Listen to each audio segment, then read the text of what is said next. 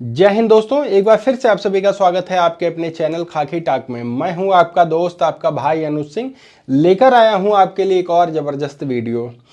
छत्तीसगढ़ में होमगार्ड की वैकेंसी का नोटिफिकेशन आउट हो गया है और जो अभ्यर्थी होमगार्ड में अपना फॉर्म भरना चाहते हैं वो फॉर्म अपना भर सकते हैं। इसके लिए क्या क्या क्वालिफिकेशन आपसे मांगी गई है, सिलेक्शन प्रोसेस आपका क्या होने वाला है, रिटन एग्जाम में आपसे क्या क्या पूछा जाएगा और फॉर्म आपको कैसे भरना है, सब कुछ इसी वीडियो में बताऊंगा।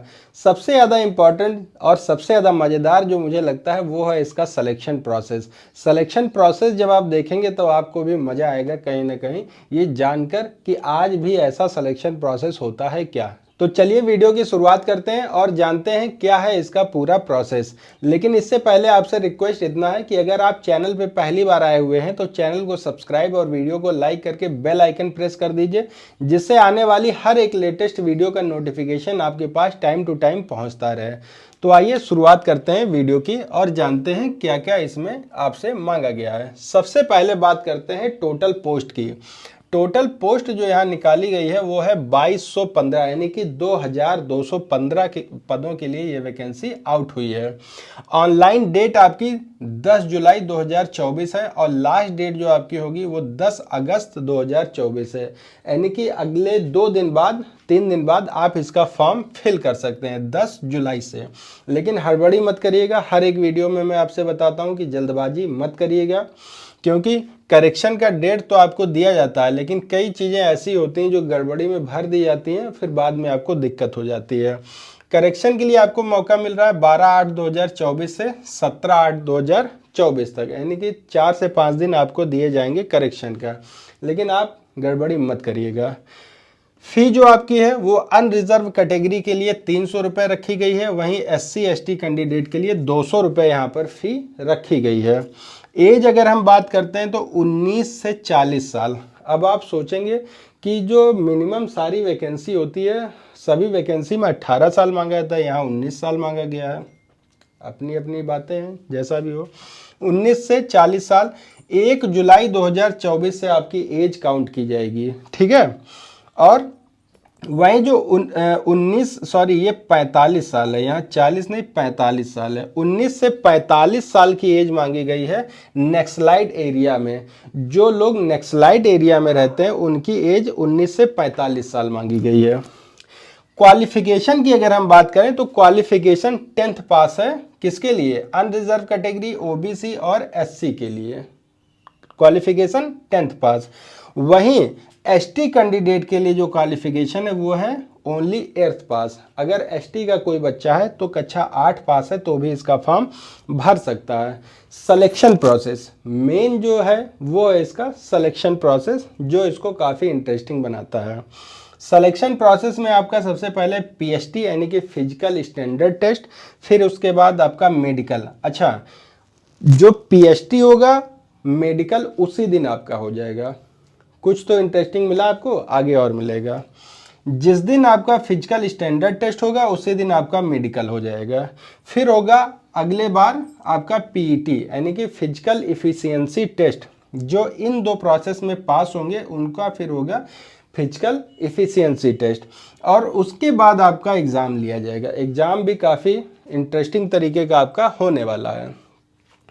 तो अब हम बात करते हैं PST। पहला प्रोसेस जो है PST और मेडिकल का। तो PST के लिए जो हाइट मांगी गई है मेल कैंडिडेट की वो 168 सेंटीमीटर, फीमेल की 153 सेंटीमीटर। वहीं चेस्ट जो मांगा गया है मेल कैंडिडेट के लिए वो है 81 सेंटीमीटर और SC/ST कैंडिडेट के लिए 76 सेंटीमीटर। अगर अनरिजर्व कैटेगरी का OBC का बच्चा है तो उसका 81 सेंटीमीटर और SC/ST का बच्चा है तो उसके लिए 76 सेंटीमीटर। लेकिन 5 सेंटीमीटर का एक्सपेंशन, मतलब कि फुलाव जो होगा सीने का वो 5 सेंटीमीटर मिनिमम होना चाहिए। चेस्ट यहाँ महिलाओं के लिए मैंडेटरी नहीं है, लेकिन महिलाओं का वेट नापा जाएगा। वेट आपका 48 kg से कम नहीं होना चाहिए। कितना? 48 kg। यहाँ पर अच्छा खासा वेट मांगा गया है। वेट महिलाओं का कम होता है। वेट इंक्रीज कैसे करना ये मैं बता दूंगा अगर आप चाहेंगे तो। और आप चाहेंगे कैसे, मुझे कैसे पता चलेगा, इसके लिए आपको कमेंट करना होगा। जब आपका ये सारा प्रोसेस हो जाएगा तो उसी दिन आपका मेडिकल हो जाएगा। मेडिकल में आपसे सबसे इंपॉर्टेंट जो मुझे लगा वो है इसका आई। बच्चों की आंखों में बहुत ज़्यादा प्रॉब्लम आ रही है आजकल, तो ऐसे में यहाँ जो मेडिकल दिया गया है उसमें आपकी एक आंख 6/9 होनी चाहिए और दूसरी 6/12 होनी चाहिए। अगर इतना है आपका तब भी आप मेडिकल क्लियर कर लेते हैं। मोस्टली जो वर्दी वाली वैकेंसी होती है उसमें 6/6 ही आई मांगते हैं, लेकिन इसमें क्या है, एक आंख आपकी 6/9 चल सकती है और दूसरी 6/12 चल सकती है। आपका फ्लैट फिट नहीं होना चाहिए। प्रमुख रंगों को पहचानने की शक्ति, यानी कि जो आपका कलर विजन है वो नॉर्मल चेक किया जाएगा, बहुत ज़्यादा इसमें आपको घबराने की ज़रूरत नहीं है। फ्लैट फिट नहीं होना चाहिए, नॉक नी नहीं होना चाहिए, एल्बो आपकी सही होनी चाहिए, शोल्डर आपके सही होने चाहिए, टूटे नहीं होनी चाहिए, हड्डी आपकी नाक की सही होनी चाहिए, किसी तरीके का कोई जो मेजर मेडिकल डिजीज़ है वो आपके अंदर नहीं होना चाहिए। अगर ये सारी क्राइटेरिया आप पूरी कर लेते हैं तो फिर आपका होगा PET, यानी कि फिजिकल एफिशिएंसी टेस्ट। अब फिजिकल एफिशिएंसी टेस्ट भी थोड़ा मज़ेदार ही आपको लगेगा। क्यों?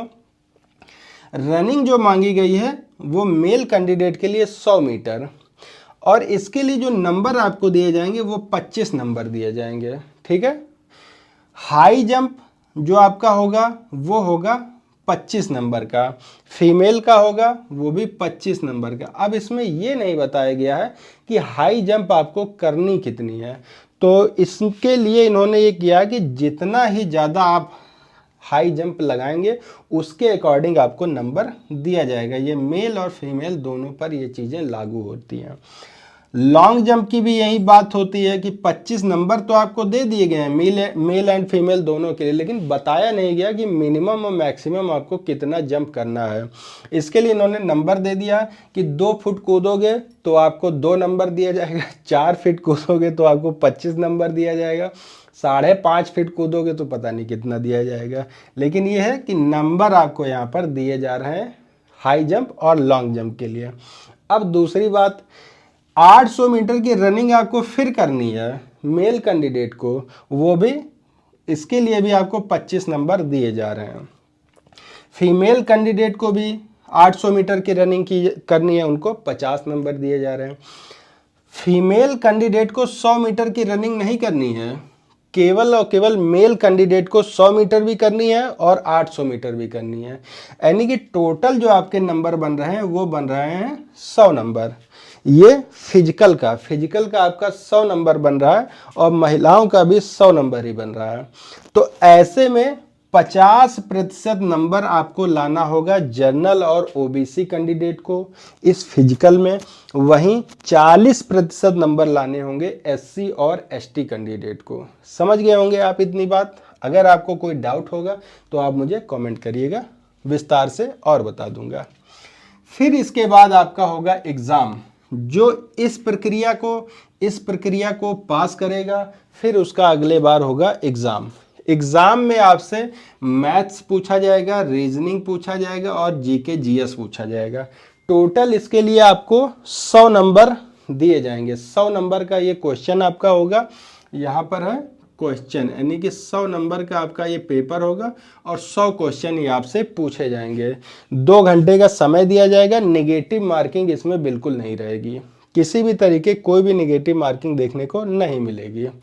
इसमें भी क्राइटेरिया रखा गया है कि जनरल कैंडिडेट को 50% नंबर लाने होंगे और ओबीसी एसटी को यहाँ पर 40% नंबर लाने होंगे। समझ गए आप।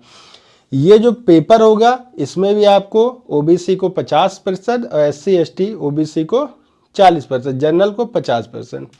अब और एक इम्पॉर्टेंट बात, अगर आपने एनसीसी का सी सर्टिफिकेट धारण किया है, अगर एनसीसी का सी सर्टिफिकेट है आपके पास तो आपको 5 नंबर एक्स्ट्रा दिए जाएंगे।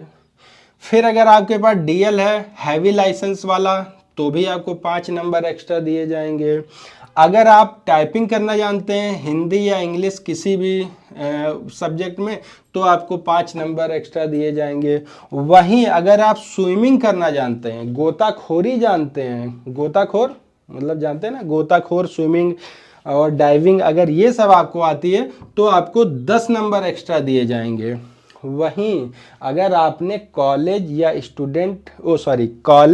या स्कूल स्तर पर खेल का कोई भी सर्टिफिकेट हासिल किया हो, मतलब आपके पास सर्टिफिकेट होना चाहिए किसका, डिस्ट्रिक्ट लेवल का, तो आपको 5 नंबर और एक्स्ट्रा दे दिए जाते हैं। अब समझ गए आप। अगर इस जिसके पास ये सारी चीज़ें अवेलेबल है ना, उसका सिलेक्शन तो 100% मान ही लीजिए, बस वो यहाँ पास हो जाए और यहाँ पास हो जाए। समझ गए आप। इतनी चीज़ें इस वैकेंसी के लिए इम्पॉर्टेंट थी और कहीं ना कहीं ये चीज़ें आपको भी इंटरेस्टिंग लगी होंगी। अगर आप फॉर्म फिल करना चाहते हैं तो आप छत्तीसगढ़ की ऑफिशियल वेबसाइट पर चले जाइए और वहाँ से आपको फॉर्म मिल जाएगा और इसका फुल नोटिफिकेशन जो है वो अपने टेलीग्राम चैनल पे मैं अपलोड कर दूंगा। वहाँ से आप इसको देख लीजिएगा, सारी चीज़ें आप पढ़ लीजिएगा। जो चीज़ नहीं समझ में आती है दोबारा से मुझे कमेंट करिएगा। 24/7 आपका भाई आपके लिए अवेलेबल रहता है। तो मिलता हूँ एक और इन्फॉर्मेटिव वीडियो के साथ, तब तक आप सभी को जय हिंद, जय भारत।